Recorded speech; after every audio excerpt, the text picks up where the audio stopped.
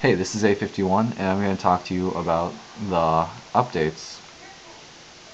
And I'll just keep this a reoccurring thing for every new update for RuneScape, assuming I can do them. So the first one will be the God Emissary update. This update is aimed towards mid-level players, so no noobs, and it's not really recommended to do for high-level players, and I'll tell you why in a bit. So you get 4 rewards.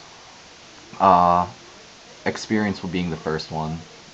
A total of 40k-ish, roughly around 40k. I didn't really count for each skill level, and that's why it's not really recommended for high-level players, because when you're at like level 95 strength or something, 30k maybe a bit, but it's not a whole lot compared to the 1 mil you need to do to level up that entire skill. And most other higher level players already have 99s in the skills that they boost. So the second one is a title, and it's taken right after you claim your allegiance to a god, simply by talking to an emissary and declaring your support for them. And after you declare your support, you get the third one as well, banner. If you're wondering how to change your title, you just go to customization and click titles. But the banner, anyways, titles. Yeah, so miscellaneous, yeah. Anyways, so the banners, they come in 4 tiers. You get the first tier off the back, and for every job list set you finish, it tiers up. So there's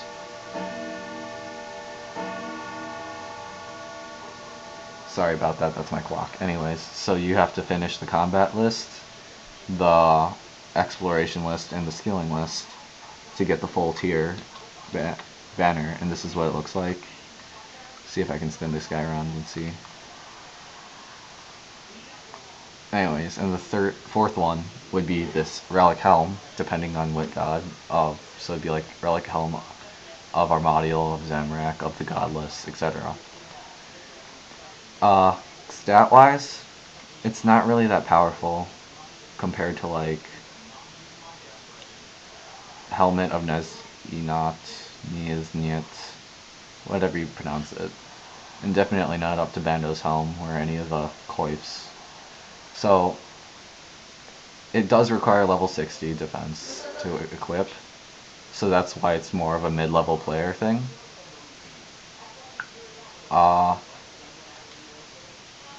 And then, yeah, and this is why it's not really for the lower levels, is because when you start off, you can start it off as a lower level player, get your banner and get your title.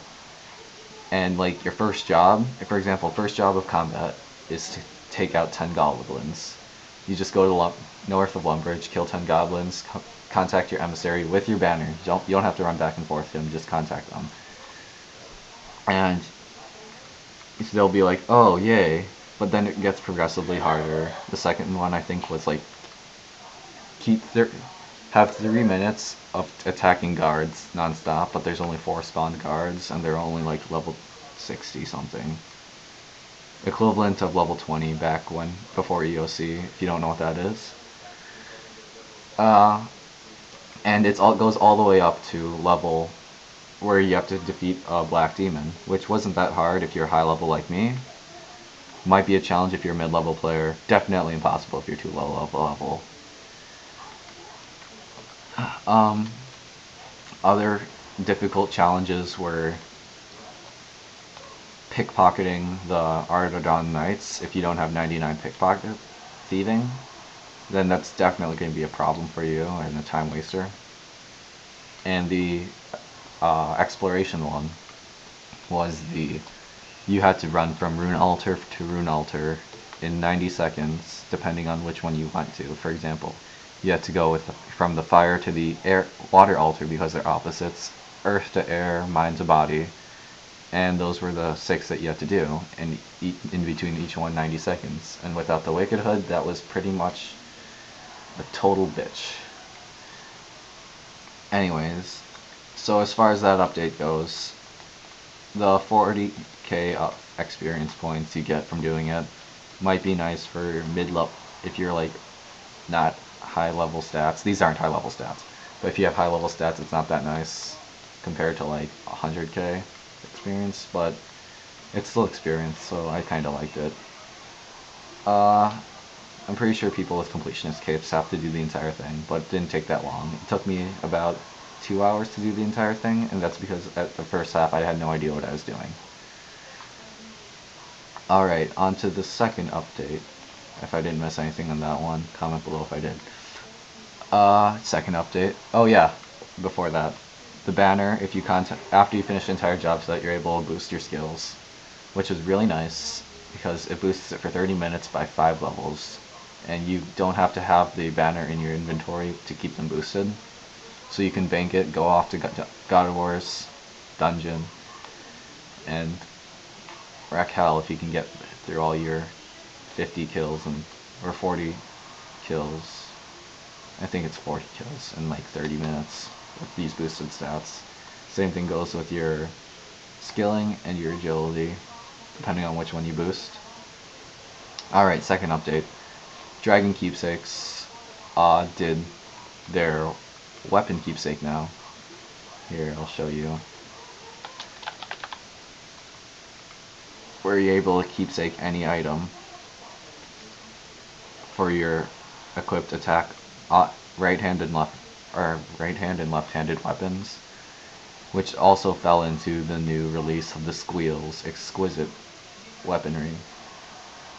Exquisite, when you earn like a one-handed item, it gives you both hands, so offhand and on-hand maces.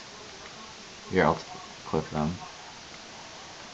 They look really nice compared to most weaponry, and if you really wanna walk around wielding them, is that really a short bow? That's a short bow. That thing's long as fuck. But if you really want to walk around looking like a badass with these, you can go ahead and keepsake them, but I personally recommend not to do it, just because, one, you're able to equip them outside the dungeoneering zone, or any like, or what's it called? There's like the exclusive zones where you're able to only equip certain items and certain like, for example, like dungeoneering, you can only have Garganite or Primal in there, but once you keepsake one of those items, you can take them out, carry them around RuneScape, looking like a badass. As opposed to these items where you're able to already wield them and just walk around with them, and you don't need any keepsake of the sort. So, you know, they really match the Armadiel helm. I don't know how it looks against the Cerebroman one though. Anyways, they come in a variety. I don't have them all yet. I'll get them all, but just as cosmetic use. If you destroy them, you can reclaim them from Dango, which is nice compared to the Valentine's hearts, like amulets and Cupid bow and shit. Their stats are all pretty low, so I still wouldn't recommend them compared to like wielding a god sword or even a dragon longsword. Alright, thanks for listening. If you really listened or you just wanted to hear a guy in monotone talk like this. I'll definitely keep up to date on all the new RuneScape content and give opinions and such, but nothing I say is solid.